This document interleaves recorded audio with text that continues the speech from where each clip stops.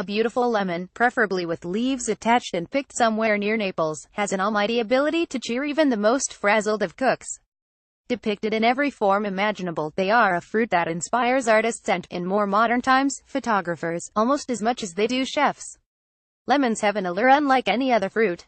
They have become vital to sparking up almost any dish with an elusive vigor that only they can provide. They feature in an abundance of dishes, savory as well as sweet, from dressing a leafy salad to finishing the caper and black butter sauce one tips on a wing of charred skate for raio beurre noir. And, when added to puddings, cakes, creams, custards and biscuits, a lemon is the perfect foil for any cloying sweetness. Like so many ingredients, it is hard to imagine a time when lemons were rare and precious fruits. That said, their cost is still almighty if it is the great, unwaxed lemons from the Amalfi you are buying. There are myriad others, but just as it is only the white truffles from Alba make the grade, so it is with these legendary lemons. It is not even the juice so much as the oils in the skin, when zested, that make the heart skip a beat. Worry not, I shall not ask you to spend the month's rent on lemons, although sometimes it feels like that at Quo Vadis.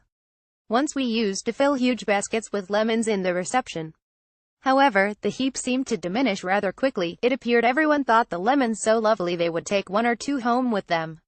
This expense is not, thankfully, necessary with this lemon tart, a pudding that sparks the imagination and gathers attention like few others. Now, there are a great many recipes for lemon tart. Indeed, there may be a real beauty when the lemons are in season in winter.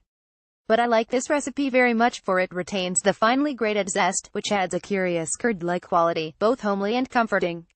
And, crucially, there is much lemony zip. Should you have a few pieces of candied lemon peel at hand, to add some joviality to the tart, by all means cut thin slices and strew them liberally around the edges. A bowl of whipped cream, as ever, seems somehow appropriate. Lemon tart. The pastry is best made the day before.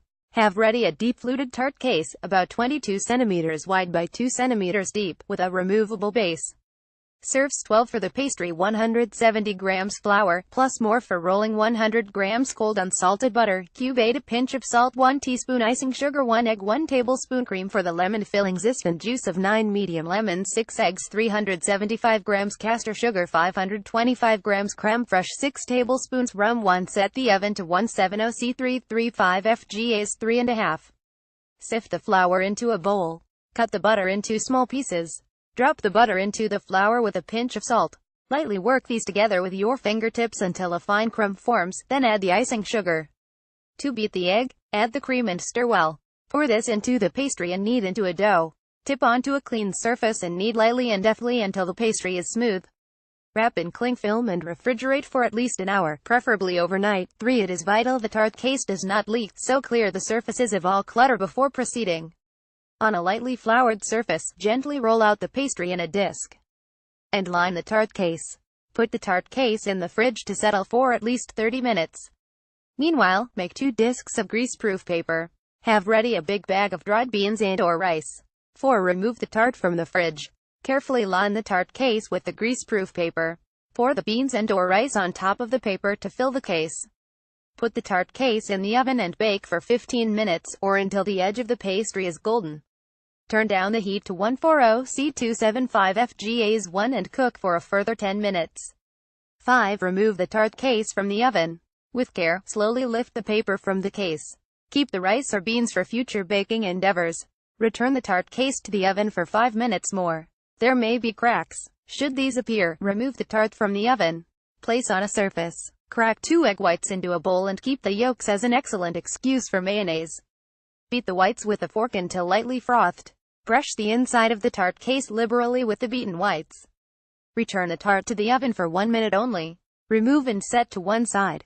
6. Finally grate the zest from the lemons, then juice them. 7. Crack the eggs into a large bowl and beat them well. Add the sugar and beat well. Now add the creme fraiche, then the lemon juice, then the zest, and finally the rum, mixing all very well together. Let the lemon cream settle. 8. Spoon away any froth that settles upon the surface. Decant the lemon cream into a jug. Put the tart case back in the oven, holding the shelf and tray out far enough to allow the cream to be poured from the jug into the tart.